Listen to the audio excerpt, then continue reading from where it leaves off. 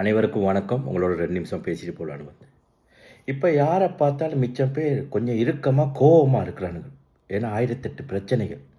புரியுது, வீட்டு பில் கட்டணும், கரண்ட் பில் கட்டணும், தண்ணி பில் கட்டணும், பிள்ளைகள்ட்ட பள்ளிக்கூட செலவுகள் இருக்கு. போதாது. ஆனா ஜோசி கோவத்துல ஆளாயிருக்கிறாங்க. கோவப்பட்டு ஒண்ணுமே கிடைக்காது.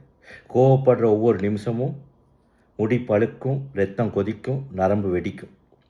இந்த மதுபானத்துக்கும் மது போதைக்கும் பார்க்க பெரிய நோய் தான் இந்த கோவப்படுறது. ஒவ்வொரு செகண்டும் உங்களை உடம்பை கீழே போட்டுரும். அதனால் முடிஞ்ச அளவு கோவப்படாமல் இருக்க பாருங்கள். புத்திசாலி எப்பயுமே நல்லா மரியாதை கொடுப்பான் மற்றவங்களுக்கு, மற்றவங்கள மதிப்பான், மற்றவங்களுக்கு விட்டு கொடுத்து போவான். புத்திசாலி எப்பயுமே கோட்டை போட்டு இருப்பானே தவிர கோர்ட்டில் போய்ட்டு உட்காந்துருக்க மாட்டான் பிரச்சனைகளுக்கு வந்து. முடிஞ்ச அளவு கோவப்படாமல் சந்தோஷமாக இருக்க முயற்சி பண்ணுங்கள். நன்றி, வணக்கம்.